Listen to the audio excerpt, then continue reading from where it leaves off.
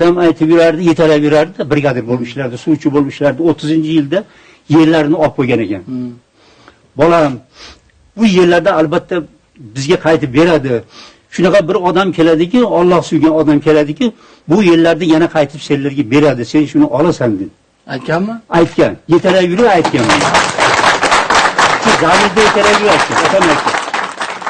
Otasidan olib qolgan ekan, shu bobomdan qolgan dalalarni men o'tgan yil 6-yilda qaytib oldim.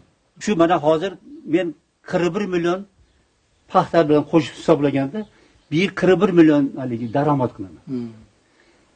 Ya 24 millionni mahsulotning yalpi narxi bo'lib hisoblanyapti. 17 million biz hisob foyda ko'ryapmiz. Juda zo'r ekansiz hisob kitobga. Shu haligi rentablik darajasi 76% tashkil qilyapti. Voy, sizning ma'lumotingiz nima o'zi? Meni ma'lumotim o'rta maxsus. O'rta maxsus bo'lsa ham siz oliy ma'lumotdan o'tib ketar ekansiz iqtisod bo'yicha. Iqtisod endi rentabellikni ham hisoblayapsiz. Men bilmagan masalalarda ham bemalol bizni xo'jaligimizning subyektining ekvivalent qiymati 89% ga boryapti.